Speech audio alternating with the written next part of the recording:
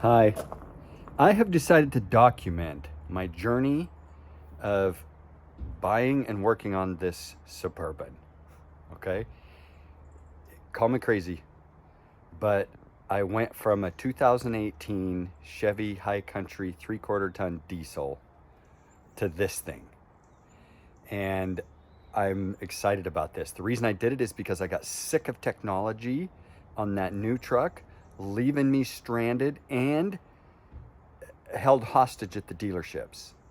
Technology meaning it was almost always computer related problems that would leave me stranded on the side of the road, not just the side of the road, but the side of the road while towing a travel trailer hundreds of miles from home.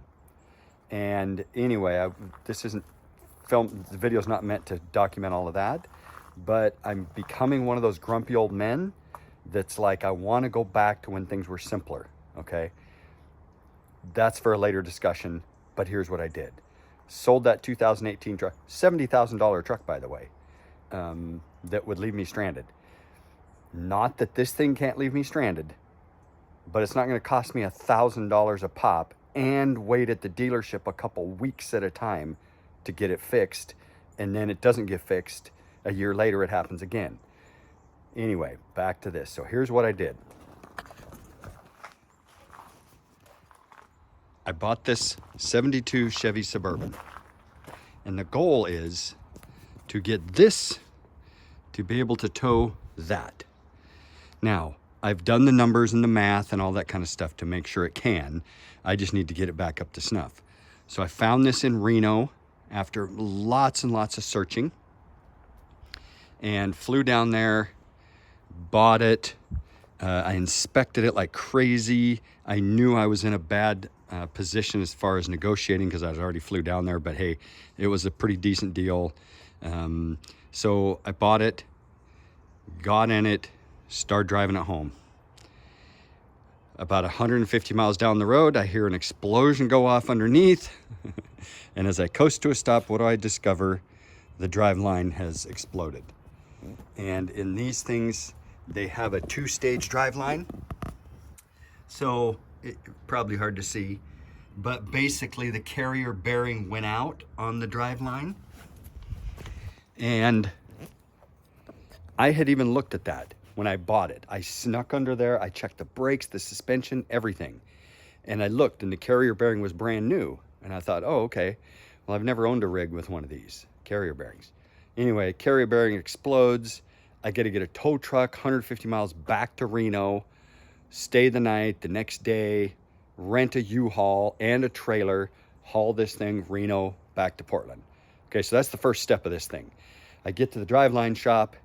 He looks at it and says, this is a terrible Driveline, hodgepodge together from junkyard parts, not balanced. No wonder carrier bearing exploded. Crap. So $1,500 later and about a month to build a new Driveline for this thing. I finally get the Driveline in. Now I can drive it again.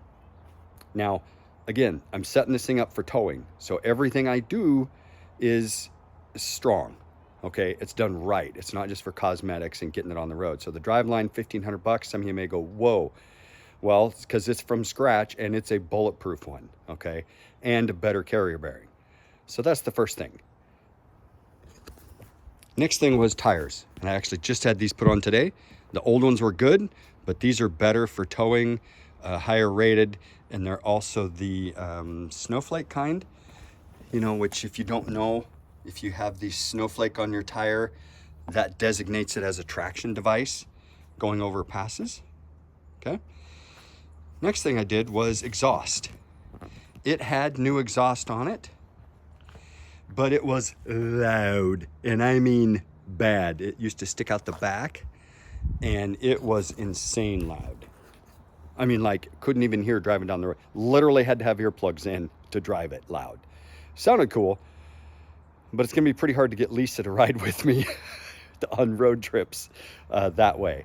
So $1,800 later, I have all new exhaust with the turbo mufflers that quiet it down quite a bit, but I did have them put an H pipe in. You probably saw that when I recorded below. And then new exhaust tips so that they come out the side The back is fine. The problem is with a gas old motor like this, you know, you're always spitting exhaust out. And I'm back here working on the trailer hitch and stuff, and you got exhaust on you. I didn't want that. So out the side, okay? Other project I did on it yesterday, I just put new door seals in it here because it had none. You know, this was a partial restoration, and I knew this. So I put these in. That helped with quieting it down quite a bit. And rain, you know, it just leaked, obviously. So I put those in both front doors. This back door, not yet, because it's custom order, so I've ordered that.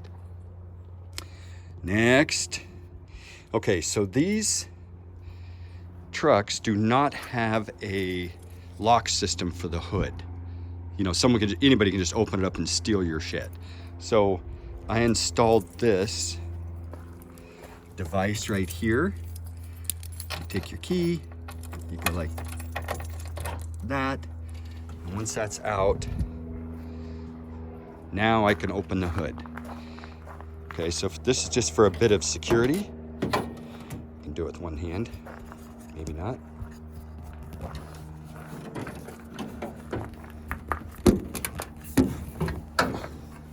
Okay, so a bit of security. So that's what this all is, this whole thing. And it's hardwired in there with a tough cable and stuff like that. That's to just, you know, give you a bit of security nowadays because people steal all kinds of stuff. So this thing is a 402 big block, brand new motor. I have already worked on it quite a bit. I put a new distributor in it. It had the old points distributor, and I didn't like that. I wanted something a little more modern and reliable, something that didn't require much maintenance. So I bought an MSD HEI style with the small cap though, not the big one. And I did that for clearance purposes up against the firewall. Although when I went to put it in, look what I had to do here on the firewall. I had to take an air hammer and beat that in right there, because right there you can see, because it wouldn't clear. The actual distributor wouldn't even go in. And so without, you know, I mean, there was just nothing else that could be done. You can't take the motor out to put the distributor in. So that looks horrible, but I will paint it and it'll be fine. So I put that in, and then I took it to a carburetor specialist, and so he tuned the carburetor and the timing and got it running really good. It was running good before, but this just makes it much, much better. Oh, and I hooked up the manual choke.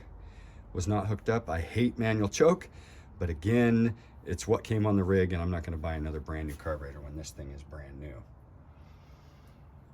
Let's see what else. This thing's already engine-wise set up pretty well. 4-core aluminum radiator. Oh, I am going to replace the fan with a clutch fan just for silence purposes. So this is what I got going here.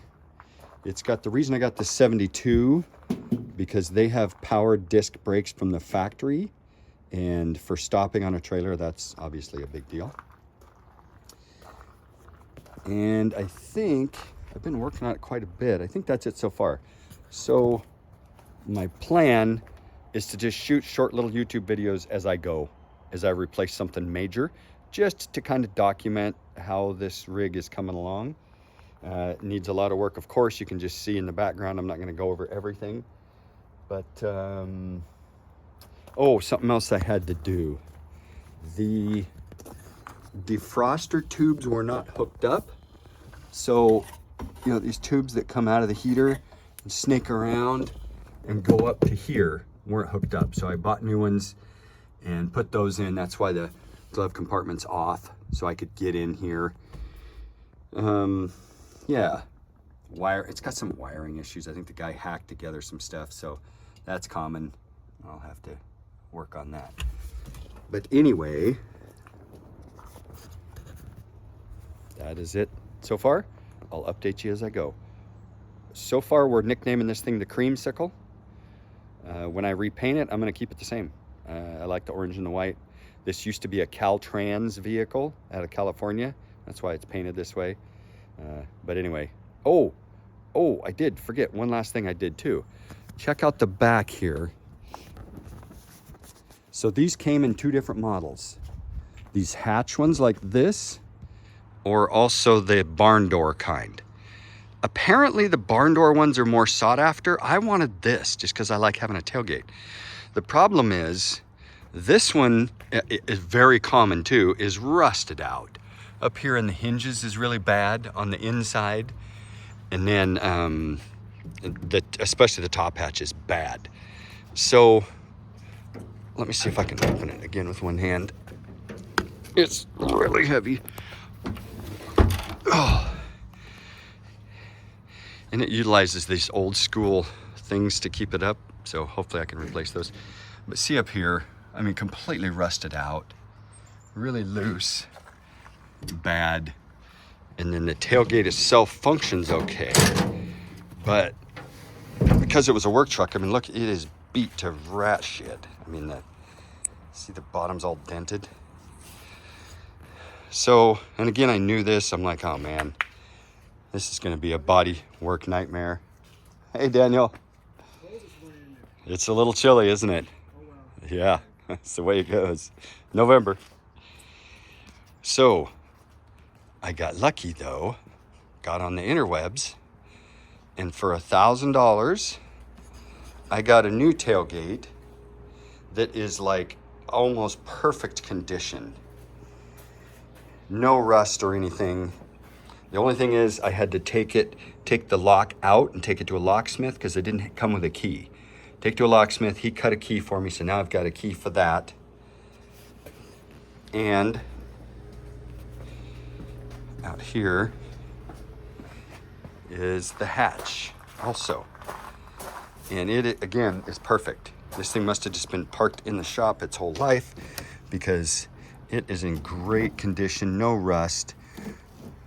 I mean, the only thing is the window tinting is bad. No big deal, right? So, $1,000 may sound like a lot, but really, prices on these things, that's a smoking deal. I had to drive up to like Tacoma area to get it. Otherwise, I was looking at shipping them from Arizona or the East Coast. This was a great find. One last thing, as I drop these thousands of dollars, like these tires I just got, $1,000. The rear gate hatch, $1,000. $1,500 for the driveline, $1,800 for the exhaust. You're like, man, Jason, this is adding up quite a bit. Paid about $25,000 for the truck in the first place. But this is the deal. Every $1,000 that I spent on that other truck, the Chevy, and little things would go wrong with the emissions, the diesel, all that crap, you don't get that back, right? You just fix it and it just goes. It's gone. This thing, this money I put into it, it is appreciating in value, right? These are collectors that go up in value. So that's another thing. Just from a satisfaction standpoint, when I spend $1,000 on something on this, it makes it look better, makes it function better, and it's appreciating. $1,000 to fix a valve on my diesel truck didn't do anything but piss me off and delay everything, and it doesn't increase the value at all. So selling that thing was like sayonara. I did not lose any sleep over that at all. We'll see. Can I get this truck to tow that trailer? If not, we'll see. Okay, bye.